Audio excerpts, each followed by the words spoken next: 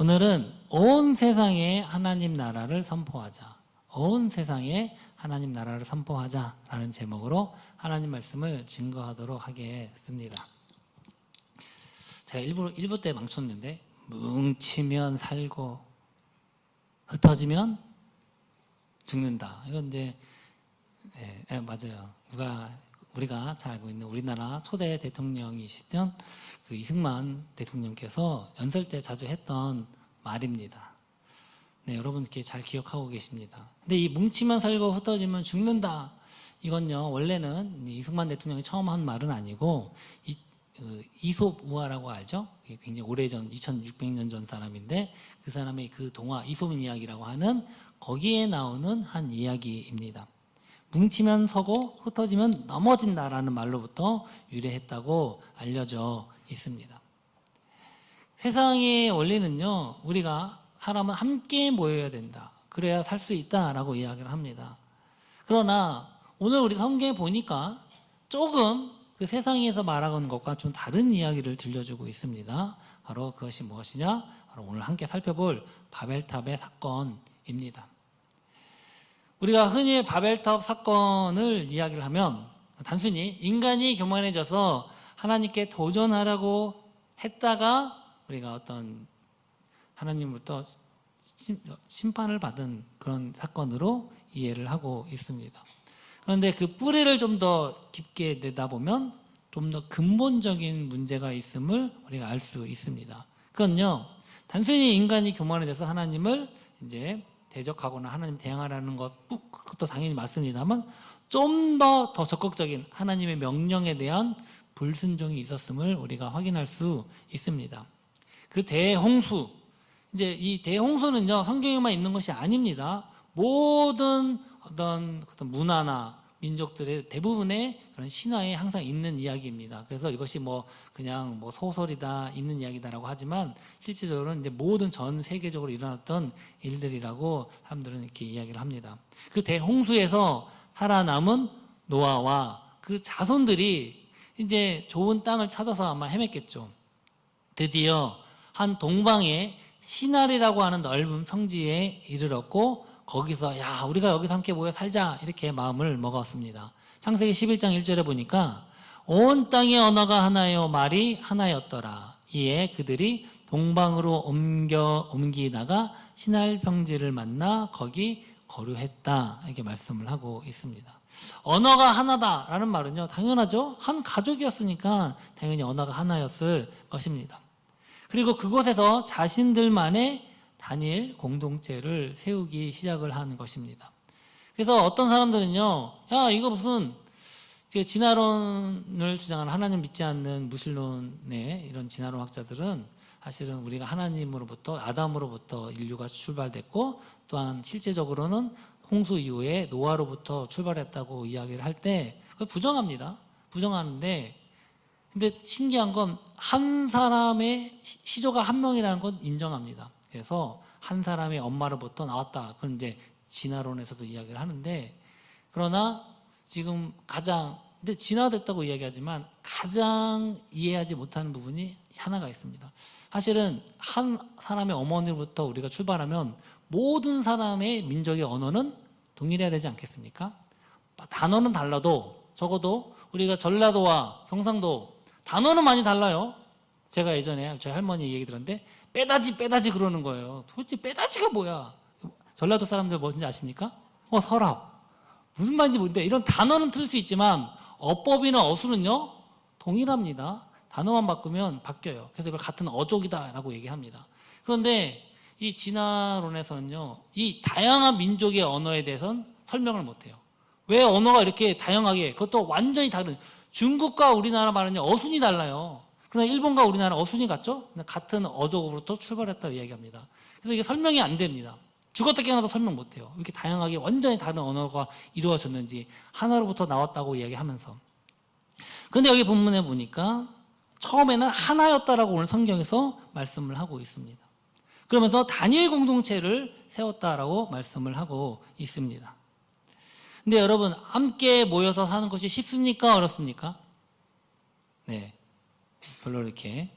사실은 예전에만 해도 함께 모여 사는 것이 생존을 위해서 사는 것이었는데, 그래서 요즘은 다 대가족 시대, 농경 시대였기 때문에 사람이 많을수록 도움이 됐지만, 오늘날은 그렇지 않지 않습니까? 사실은 최소한 가족이라고 하면 2명은 이상이 있어야 가족이 되고, 그 2명이 되고 3명이 되고 4명이 되는데, 요즘은요 그것도 아니에요. 둘이 사는 것도 힘들다, 혼자 살겠다. 그래서 1인 가족 시대가 오늘날 시대입니다. 무슨 말이냐, 사실은 함께 모여 산다는 것이 결국 그렇게 쉬운 일은 아니에요. 그러니까 그게 혼자는 외로운 것 같아도 막상 결혼해서 살면 지지고 볶고 싸우고, 매 치약을 앞에서부터 짰네 뒤에서부터 짰네 이러면서 막 싸우기 시작하지 않습니까?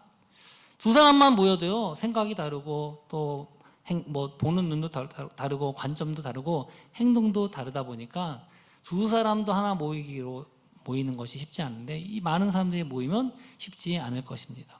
이럴 때 필요한 사람은 누구냐? 카리스마 있는, 뛰어난 어떤 능력이 있는 그런 지도자입니다. 그래서 창세기 10장에도 보면요, 이 노아의 후손의 족보 중에 눈에 띄는 사람을 언급을 하고 있습니다. 바로 누구냐?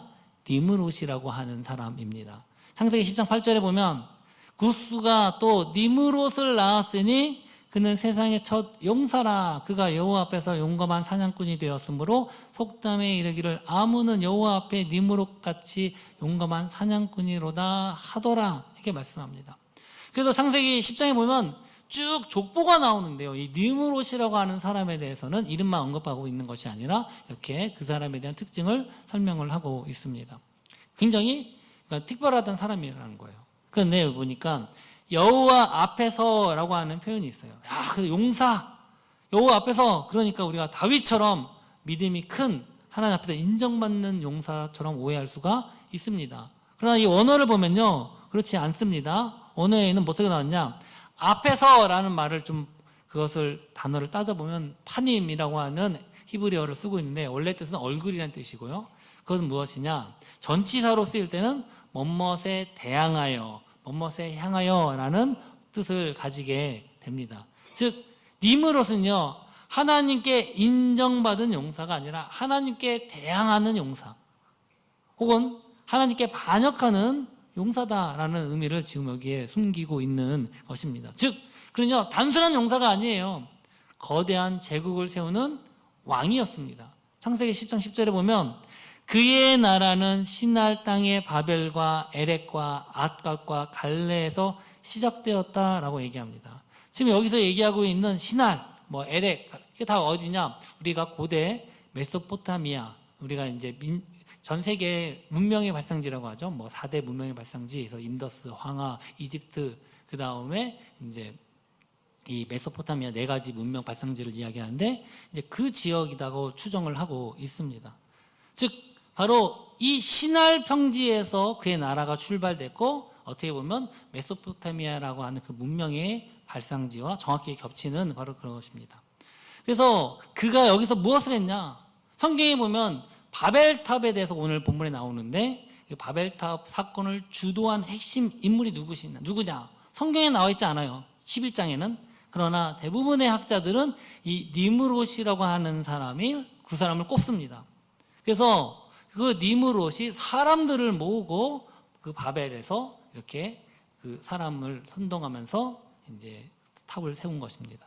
창세기 11장 4절에 보니까, 또 말하되 자 성읍과 탑을 건설하여 그 탑 꼭대기를 하늘에 닿게 하여 우리 이름을 내고 온 지면에 흩어짐을 면하자 하였더니, 이렇게 말씀을 이야기를 합니다. 이 니므롯의 구호 속에는요 3가지가 있습니다. 하나님을 반역하는 3가지입니다. 첫 번째는 하늘까지 탑을 쌓자라는 것입니다. 왜 하늘까지 탑을 쌓으려고 했을까요? 이미 있는 홍수 이후의 세대입니다. 홍수가 두려워서 그랬을까요? 그러나 분명한 건 하나님께서는요 뭐라고 말씀하셨냐, 다시는 홍수로 심판하지 않을 것이다 라고 이미 노아와 노아의 후손들에게 말씀을 하셨습니다. 그건 무엇입니까? 그 니므롯은요 이 하나님 다시는 분명히 홍수를 심판하지 않을 것이라고 얘기를 했는데도 불구하고 사람을 선동한 것입니다. 야, 하나님이 또 물로 심판하면 어떡하냐, 홍수가 일어나지 않는다고 어떻게 장담할 수 있냐, 이제 우리 살 길은 우리가 찾아야 돼. 비가 오더라도 저 높은 탑을 쌓아서 피난처를 만들자. 이렇게 이야기를 했던 것입니다. 그것은 이 뱀이 하와를 유혹할 때랑 똑같은 방법입니다. 창세기 3장 5절에 보니까 야, 선악과 먹으면 하나님 준다고 했냐? 그거 아니야. 뻥이야. 오히려 네가 그걸 먹으면 하나님처럼 될 거야. 하나님 그거 알고 못 먹게 한 거야. 이렇게 유혹을 해서 이 하와가 선악과를 따먹게 됩니다. 똑같은 거예요. 하나님은 절대 홍수를 내리지 않겠다고 말씀하셨지만 아니야. 어떻게 믿어? 우리가 우리 길 찾아가야지. 하늘까지 닿는 탑을 쌓자. 이렇게 이야기를 했던 것입니다. 두 번째는요, 이름을 내자는 거예요. 자기들의 이름. 창조주 하나님의 이름이 아니라 자신들의 이름을 드러내려고 했던 것입니다. 하나님을 대적하는 사람, 제가 볼 때는 여기서 자기 이름, 이 주도하는 사람 분명히 저는 니므롯이라고 거의 확신을 합니다. 많은 학자들이 그렇게 이야기를 하기도 합니다. 결국은 자기의 이름을 높이는 겁니다. 하나님과 대적하는 니므롯이라고 하는 이름. 사실 고대 왕들은요, 자기의 이름을 높이고 남기기 위해서 그 도시에 자기 이름을 세웠습니다. 그래서 우리가 알렉산드리아라고 하는 건 알렉산더 대왕이 이집트에 자기의 이름을 높이기 위해서 알렉산드리아라는 이름을 세운 것입니다. 뭐 콘스탄티노플, 그 황제 이름으로 그 도시를 세우고, 가이사라 빌립보, 다 황제 이름이지 않습니까? 자기 이름을 성과 탑을 내기 위해서 싸웠다. 결국 이건 자기 이름을 높이려고 하는 교만인 것입니다. 마지막 세 번째는요, 흩어짐을 면하자라는 것입니다. 왜 흩어짐을 면할까요? 야, 우리가 똘똘 뭉쳐야 우리가 생존할 수 있으니까. 뭐 당연한 겁니다. 어떻게 보면 인간이라면. 그러나 이건요, 하나님의 명령을 정면으로 거부하는, 불순종하는 것이었다라는 것입니다.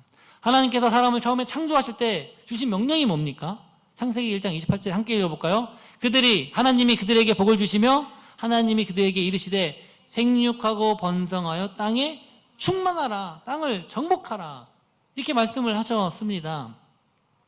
홍수 이후에 노아에게도 동일한 명령을 주셨습니다. 하나님이 노아와 그 아들에게 복을 주시고 그들에게 이르시되 생육하고 번성하고 땅에 충만하라 라고 말씀을 하셨습니다. 즉 번성해서 땅에 충만해라, 한 곳에 모여 사는 것이 아니라 온 땅에 흩어져 살면서 개척하고 번성해서 그 온 지구상에 퍼져라, 이렇게 말씀을 하신 것입니다. 그러니까 하나님은요, 온 땅에 퍼져 살면서 그 하나님께 영광 돌리는 그런 모습으로 우리에게 그것을 원하셨던 것입니다. 모여 살라고 이야기한 것이 아니다라는 것입니다. 그런데 지금 니므롯은요, 정확하게 그 하나님이 하신 말씀을 반대로 하고 있어요. 온 지면에 흩어짐을 면하자.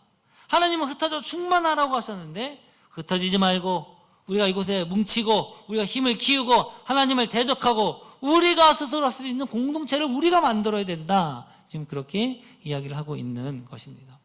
그래서 이 바벨에 세운 이 니므롯의 공동체, 그들의 공동체는요, 오직 하나님의 말씀에 정면을 거스르는 바로 인간 중심의 공동체였다라는 것입니다.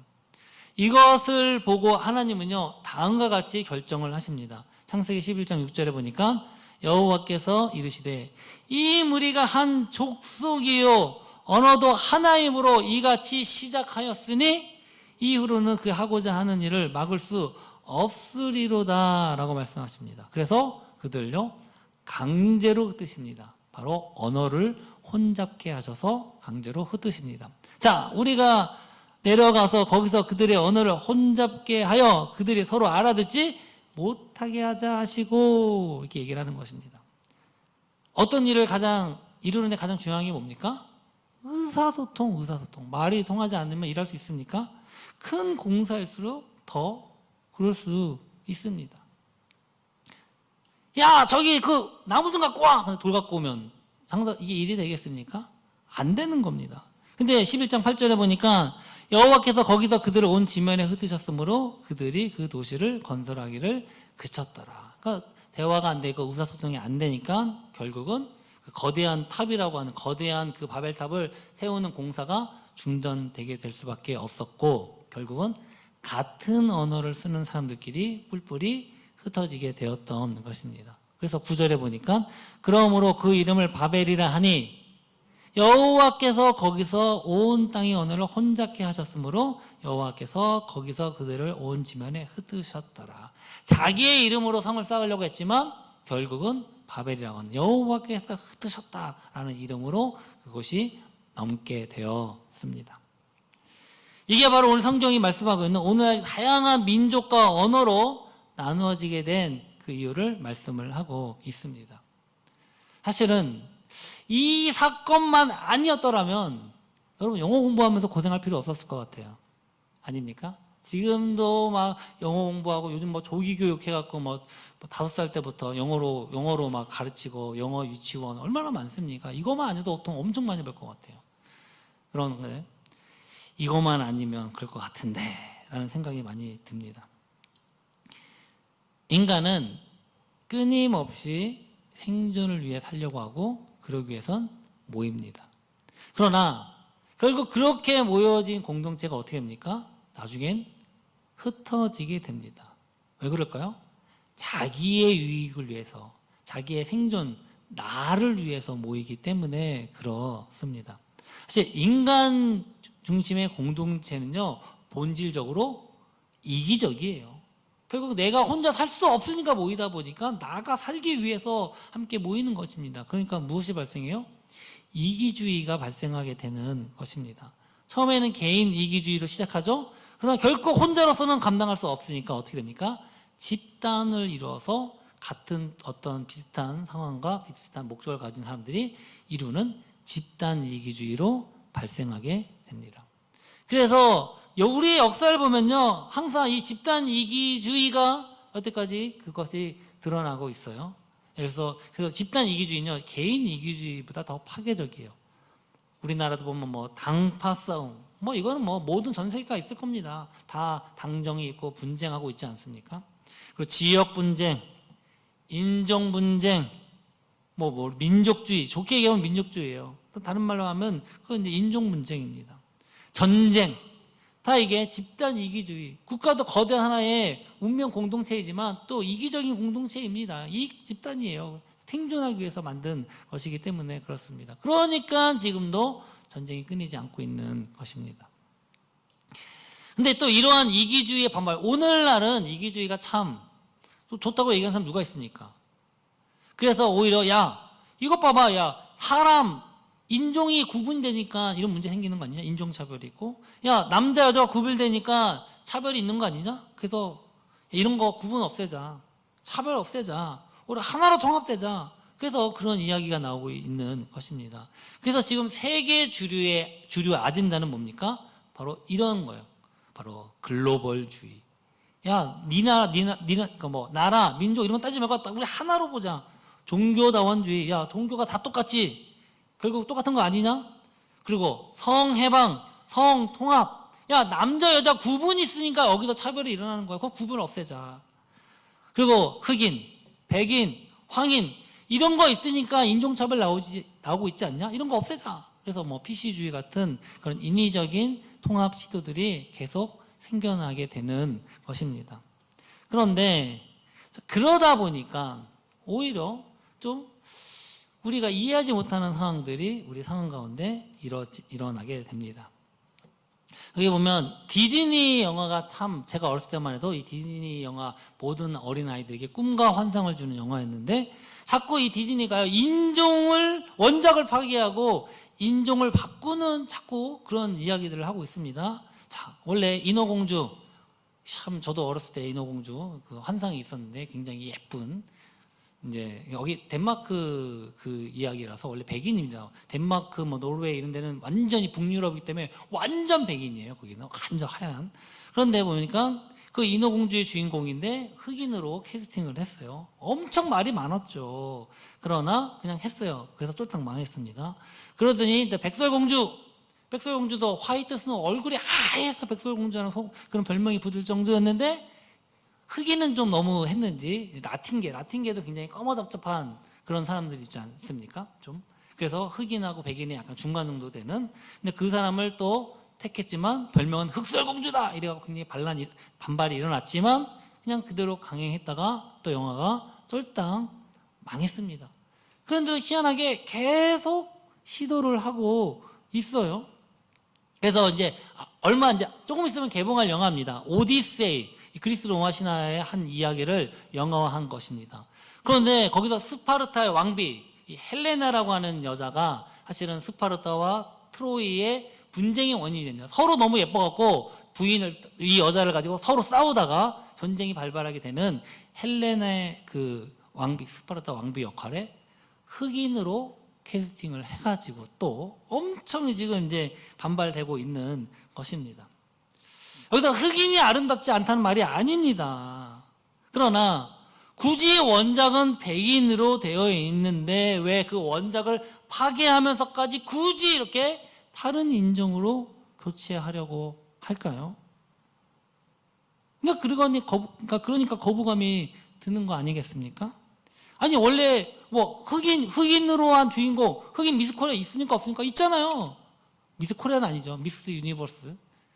흑인이 미스 코리아 있습니까? 아직 없죠.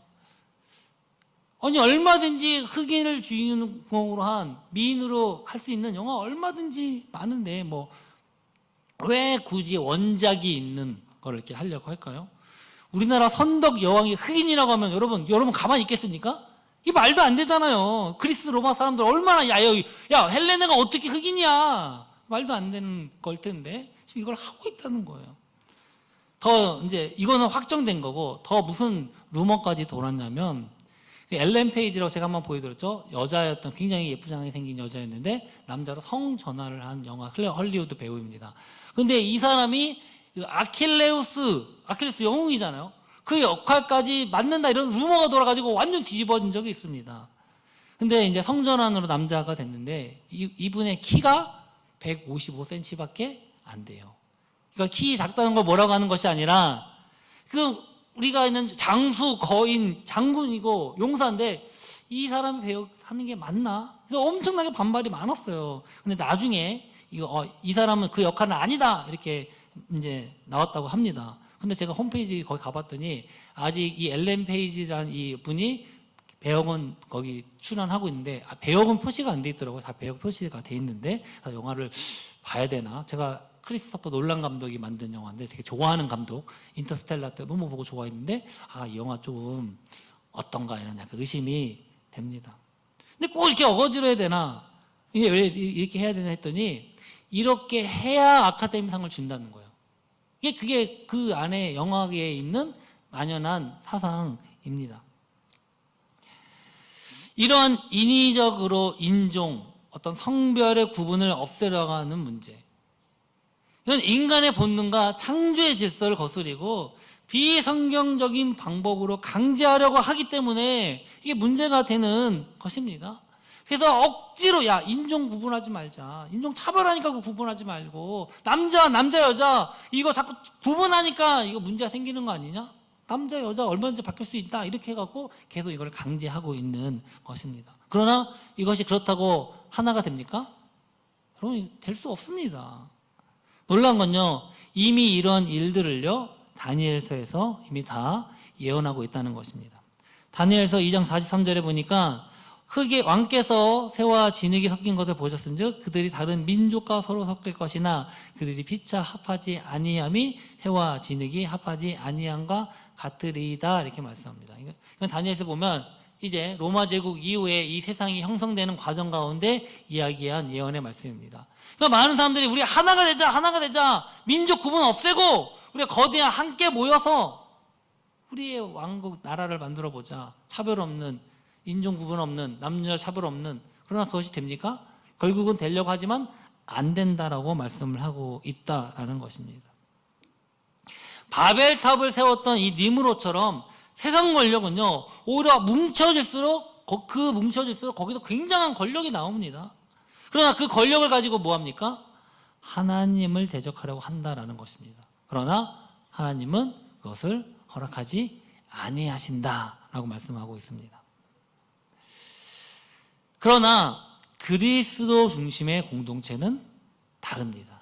우리 사도행전 2장에 보면 처음 교회의 모습을 이렇게 기록을 하고 있습니다. 우리 사도행전 2장 44절에 보니까 함께 읽어볼까요? 믿는 사람이 다 함께 있어 모든 물건을 서로 통용하고 또 재산과 소유를 팔아 각 사람의 필요를 따라 나누어 주며 이렇게 말씀합니다. 우리가 요즘 만연한 또 있죠. 사회 공산주의 시스템. 야, 이게 계급이 있어서 너희들이 지금 계급에 따라서 돈이 있고 없고에 따라 차별이 생기는 거 아니냐, 불평등이 생기는 거 아니냐. 그러니까 우리가 다 똑같이 사유재산 폐지하고 다 똑같이 나눠갖자. 이 공평한 거다, 공평한 거다. 이렇게 돼서 하나가 되자 라고 이야기를 합니다. 그러나 심지어는요, 이 성경적 말씀으로부터 사회주의가 출발했다 이렇게 주장하는 사람들도 있습니다. 여러분, 그러나 다릅니다. 성경에서 이야기하고 있는 이 교회 공동체는요, 이타적인 공동체입니다.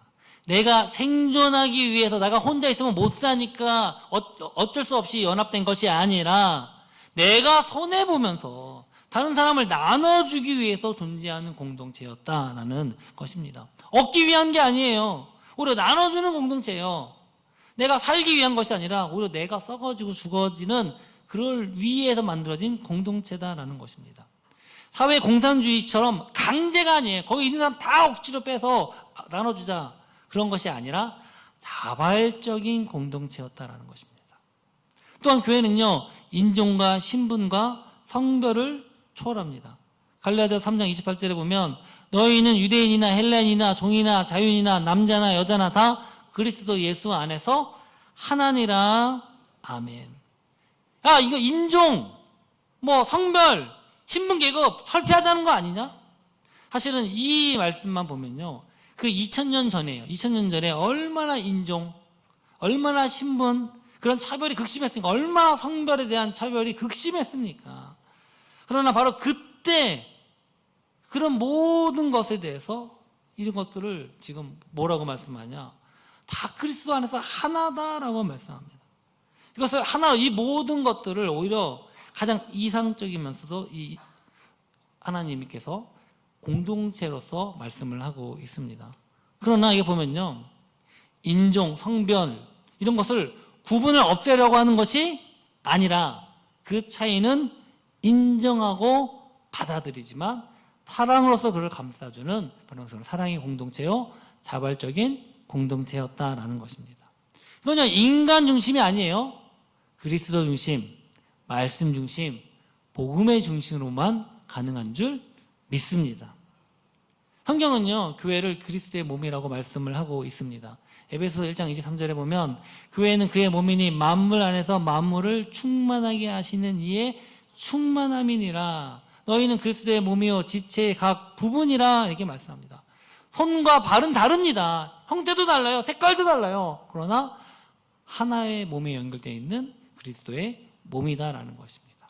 즉 흑인은 흑인대로, 백인은 백인대로, 황인은 황인대로, 남자는 남자대로, 여자는 여자대로, 그 지역은 지역대로 그 고유성을 다 인정하고 그 역할을 인정하면서도 그리스도 안에서 사랑으로 하나가 되는 그러한 자발적으로 하나가 될 수 있는 그런 이야기를 하고 있는 것입니다. 몸은요, 조직으로 이루어진 유기적인 생명체입니다. 생명 공동체예요. 간은, 폐는, 심장. 참 이게 슬픈 게 암의 무서운 점이 뭡니까? 그건요, 전이가 되기 때문에 그래요. 딱 간암이면 간암으로 끝나면 괜찮아요. 오히려 이게 딴 데로 전이되는 겁니다. 뭡니까? 하나가 아프다고 그걸만 해결된다고 끝나는 것이 아니다라는 것입니다. 하나가 아프면 전체가 아픈 거예요. 우리의 몸은요, 분리될 수 없는 연합되는 연합적 유기체인 줄 믿습니다. 이 연합의 유기체의 가장 기본적인 게 뭡니까? 세포예요. 셀이에요. 셀. 세포의 특징은 뭡니까?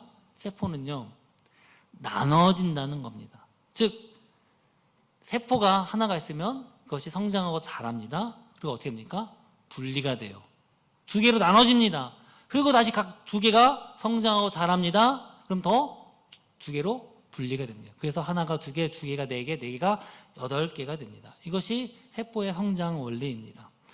나누어지고 성장하고 다시 그것이 연합되어서 하나의 조직을 이루는 것, 그것이 셀이고 유기적인 공동체이고 더 나아가서 교회의 원리이다라는 것입니다. 만약에 세포가 나누기만 하고 성장하지 못하면 어떻게 합니까? 그럼 죽는 거예요. 반대로 성장하는데 전체가 하나가 되지 못하면, 연합되지 못하면 어떻게 됩니까? 그게 뭡니까? 그게 암이에요. 자기 역할을 하지 못해요. 자기네끼리만 계속 증식되지만 다른 기관들과 제대로 그걸 나누지 못합니다. 그게 암이에요. 그럼 교회도 마찬가지입니다. 분열만 하고 성장하지 못하면 소멸하게 됩니다. 성장은 하지만 교회 전체가 하나가 되지 못하잖아요. 그건 교회의 암이 될 수밖에 없다라는 것입니다. 그렇기 때문에요, 나뉠 땐 나뉘고 성장할 때 성장하고 또 연합돼서 하나 갈 땐 하나가 되어야 돼요. 그것이 바로 오늘 우리 주님께서 말씀하신 주님의 몸으로서 교회다라는 것입니다. 교회는요, 세상의 공동체와 달라요. 세상은요, 분명히 목적을 가지고 어떤 이익을 가지고 나의 유익 때문에, 나의 이윤 때문에 자기 생존을 위해서 살아가는 겁니다. 그러나 교회 공동체는 아니라는 겁니다. 우리가 주에 우리가 말씀을 듣고 이 예배는 뭡니까? 함께 연합돼서 드리는 예배입니다. 이건 연합되는 겁니다. 그러면 우리가 갖고 있는 셀이라고 하는 건 뭡니까? 구역이라고 하는 건 뭡니까? 나눠서 이것을 함께 나누고 거기서 성장을 하고 또 그것이 함께 모여서 예배하고 나눠지고 나누고 성장하고 다시 연합되고, 이것이 오늘 우리에게 말씀하시는 교회의 근본 원리입니다. 근데 저는 이것이 우리 교회가 돼야 되는데 너무 안타까운 게 함께 모여서 예배는 드려요. 그런데 나눠짐이 부족합니다. 또 나눠진데 자기네끼리만 모이고 다른과 소통이 없어요? 그럼 그것은 더 나쁘게 되는 겁니다. 나눠지고 성장하고 함께 연합되고, 이것이 교회의 성장 원리인데 이것이 제대로 이루어지지 못하면 그것은 그리스도의 온전한 몸으로서 그 역할을 감당하지 못한다라는 것입니다. 하나님께서 인간을 심판하시기 위해서 언어를 혼잡게 하셨습니다. 그런데도 놀랍게도 하나님께서 이 모든 민족을 구원하시기 위해서 그 혼잡한 언어를요 다시 회복시키십니다. 그 사건이 무엇이냐? 바로 오순절의 성령 강림 사건이에요. 우리 사도행전 2장 1절 한번 읽어볼까요? 오순절 날이 이미 이름에 그들이 다 같이 한 곳에 모였더니 그들이 다 성령의 충만함을 받고 성령이 말하게 하심을 따라 다른 언어들을 말하기 시작하니라. 한 번도 배우지 못한 말들이 막 튀어나오기 시작하는 겁니다. 성령이 임할 때 가장 먼저 일어난 역사입니다. 여러분, 왜 방언을 주셨을까요? 나 외국말 유창하게 하라고? 영어 공부하기 되게 힘든데. 그래서 제가 예전에 저도 그런 간증을 들은 적이 있어요. 이 방언은 이상한 이런 말이 아니라 외국말이다.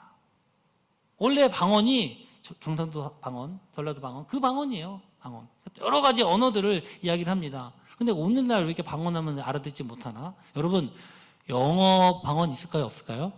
있습니다. 있어요. 근데 요즘 우리에게 그 영어 방언을 주지 않죠. 왜냐? 영어 공부하면 되는데.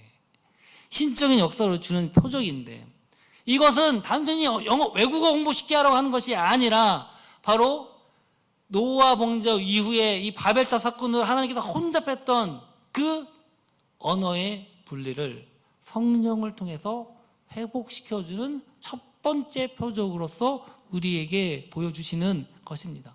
이 모든 복음이 각각의 언어로 선포되고 이것이 회복되어짐을 지금 말씀하고 있는 것입니다.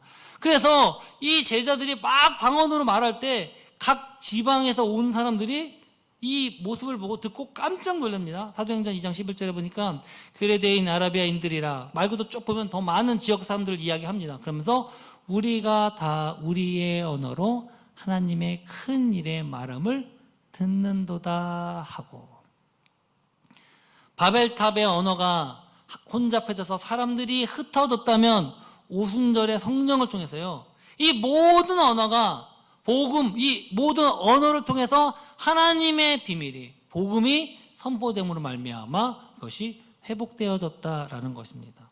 이 방언은요, 단순한 야 너 좀 믿음 좀 증거를 세우기 위해서 개인적인 것만, 개인을 위해서만 준 게 아니라 바로 하나님의 나라가 임할 때 일어나는 역사입니다.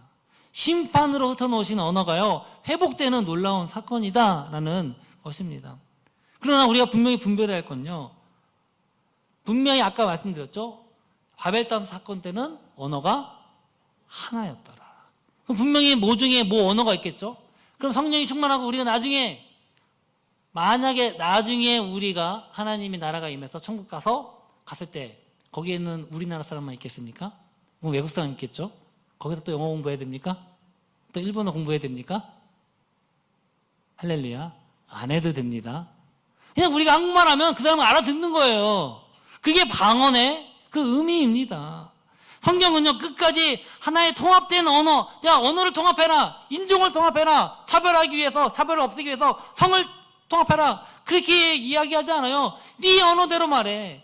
너의 민족, 언어, 각 방언 그대로 인정하면서도 그 복음이 선포가 되고 그것이 온전히 연합되어진다는 것입니다. 요한계시록 14장 6절에 보니까 또 함께 읽어볼까요? 또 보니 다른 천사가 공중에 날아가는데 땅에 거주하는 자들 곧 모든 민족과 종족과 방언과 백성에게 전할 영원한 복음을 가졌더라. 복음의 진리는 하나예요. 그런데 민족과 종족과 방언과 백성 각각 전해지는 선포가 된다는 것입니다.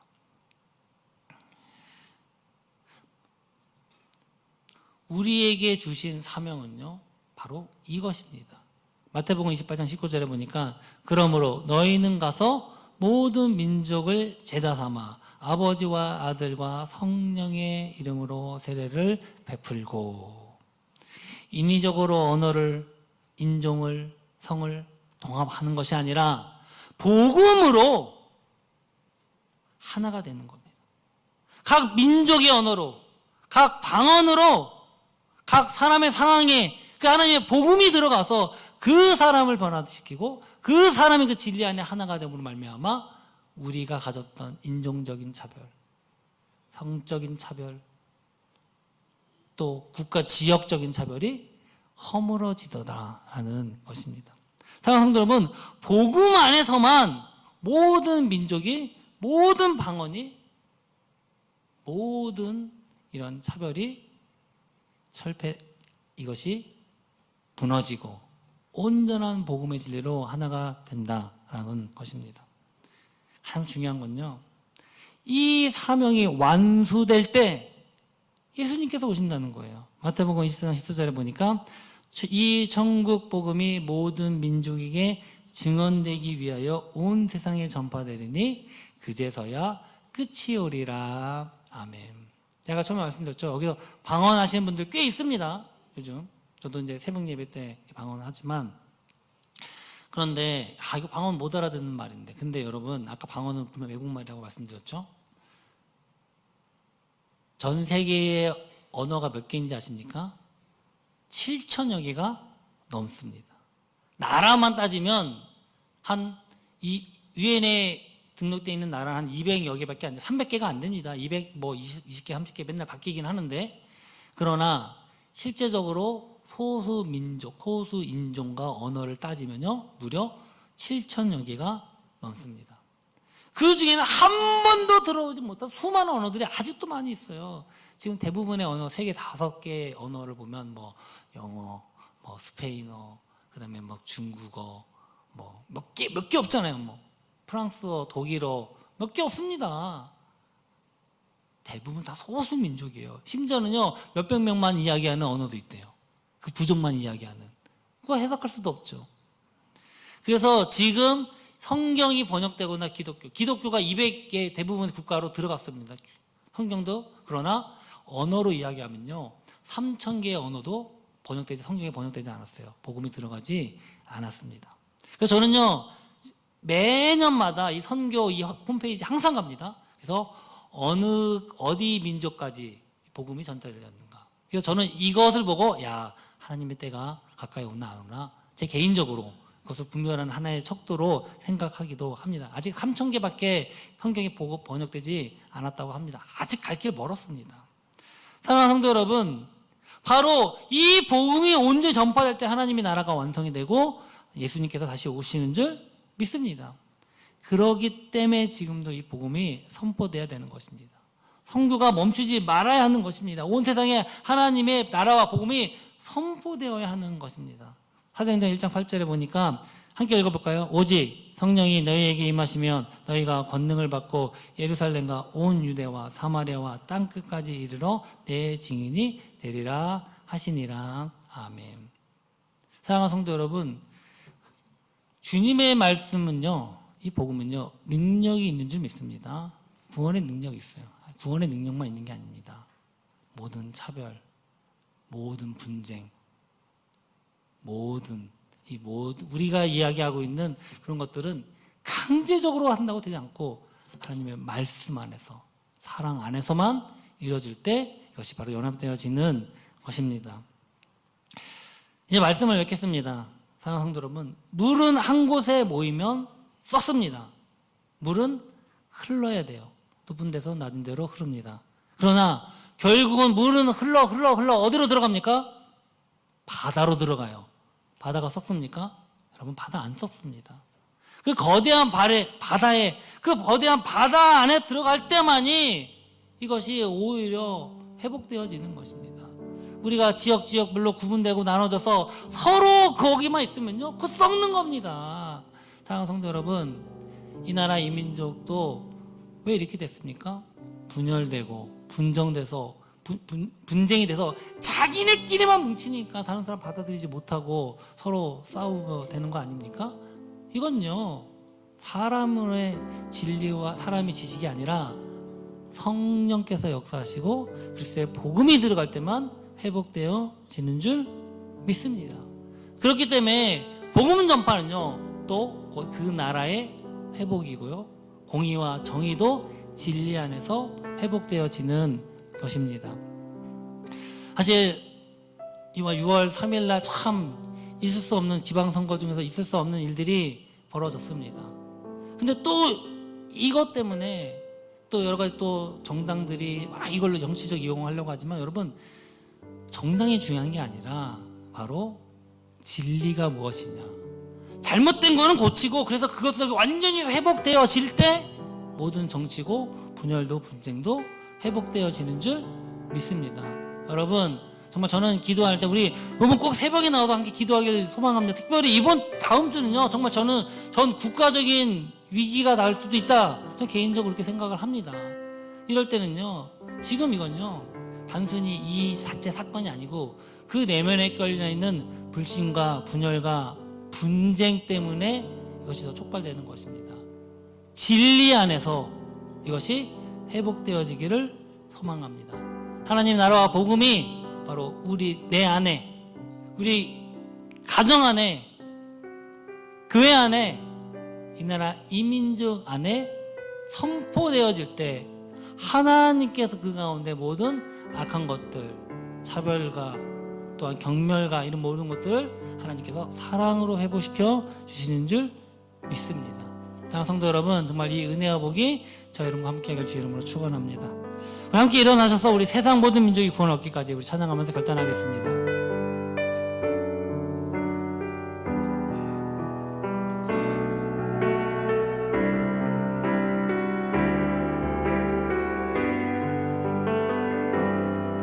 세상 모든 민족이 구원을 얻기까지 쉬지 않으시는 하나님,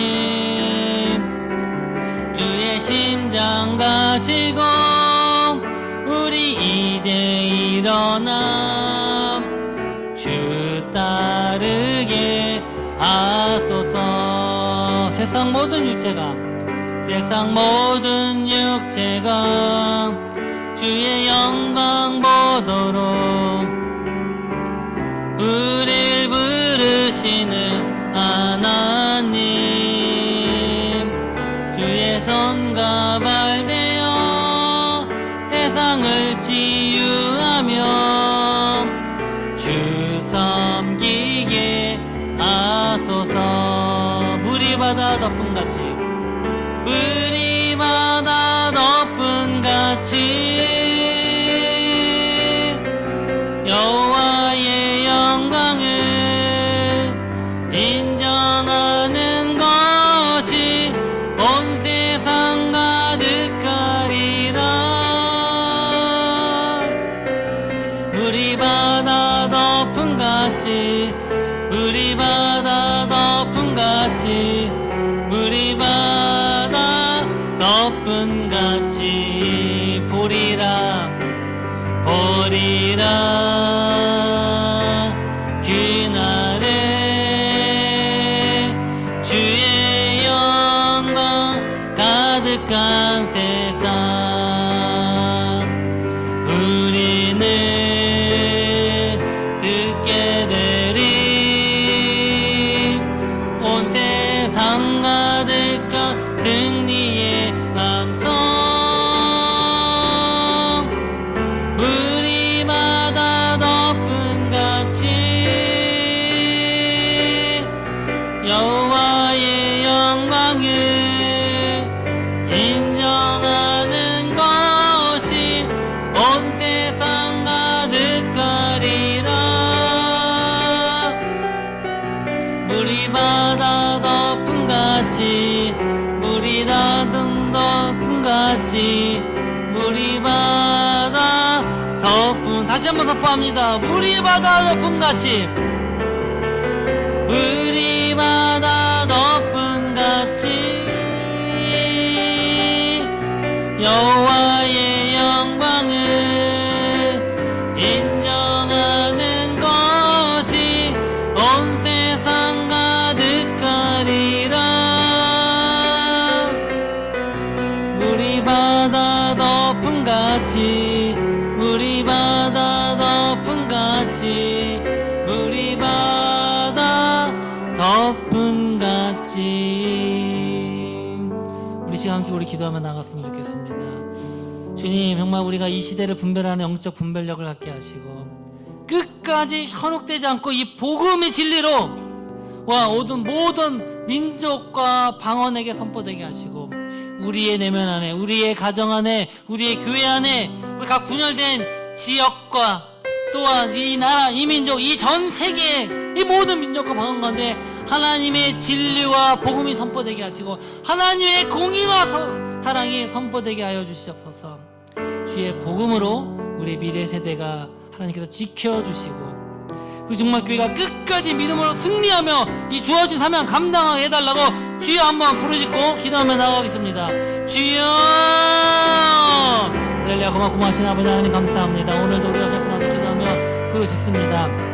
아버지 하나님 세상은 강제적으로 인위적으로 성별을 허물고 인종을 허물고 지역을 허물려고 하지만 아버지 하나님께서는 그 자체로 없는 것이 아니라 사람은 사람대로 남자는 남자대로 여자는 여자대로 정말 흑인은 흑인대로 백인은 백인대로 황인은 황인된 대로 지역은 지역대로 그 사람의 정체성과 그 사람을 존중하면서도 자발적으로 예수님의 십자가의 그 진리 위에서 그 사랑 안에서 내가 먼저 희생하고 헌신하는 마음으로 오히려 우리가 유기체적인 공동체로서 우리가 하나가 되어질 때 그것이 회복되어진다고 말씀을 하고 계십니다.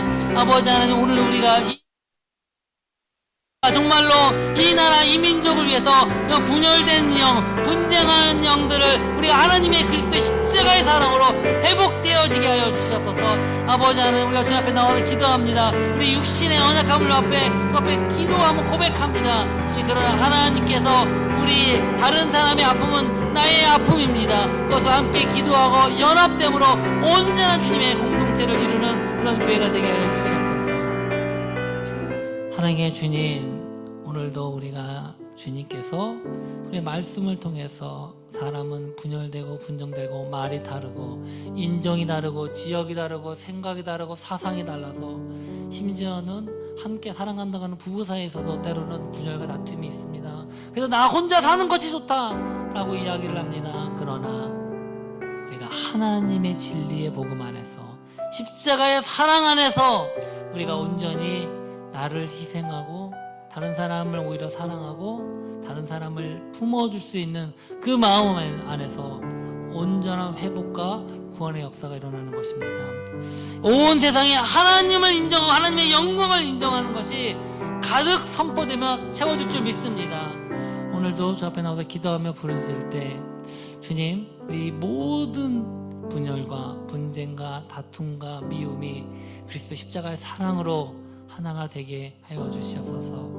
때로는 이러한 또한 분절과 분열과 차별로 고통당하는 자들이 있다면 그리스도 십자가의 사랑으로 회복시켜 주시고 상처받는 영혼들이 있다면 주님의 사랑으로 회복시켜 주시고, 내가 먼저 나아가서 내가 또 용서를 구하는 놀라운 하는 성령의 역사가 일어나게 하여 주셔서, 내가 하는 것이 아니라 하나님의 사랑으로 이것이 이루어지게 하여 주시옵소서.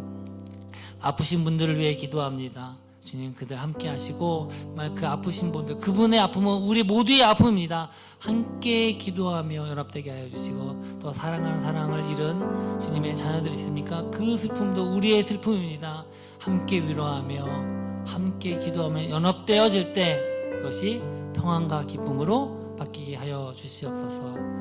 주님께서 주신 은혜가 감사의 시간 예물을 드립니다. 11조 주정헌금, 감사헌금, 성기헌금, 구제헌금, 건축헌금, 그의 모든 드려진 예물, 그 물질의 수가 중요한 것이 아니라 그 마음을 담아서 이 모든 것을 하나님께서 주시는 믿음의 고백으로 주 앞에 드리오니, 이 물질을 보시고 또 우리가 하나님의 자녀로서 당당하게 사랑하게 하시고, 또한 30배, 60배, 100배의 교실로 그 은혜 복을 내려주시옵소서. 이제는 우리 주 예수 그리스도의 은혜와 하나님의 사랑과 성령의 교통하심이 시대를 분별하는 영적 분별력을 가지고 진리와 그 그리스도의 사랑의 복음으로 온 세상이 선포되어지고 하나님의 나라가 이루어질 때, 또한 그 가운데서 화합과 회복과 또한 사랑과 연합됨으로 온전히 하나님의 나라를 선포하기를 결단하는, 이것에 예배하는 모든 성도들과 영상으로 참여하는 모든 이들 가운데 지금으로부터 영원히 함께 있을지어다. 아멘. 주님 감사합니다.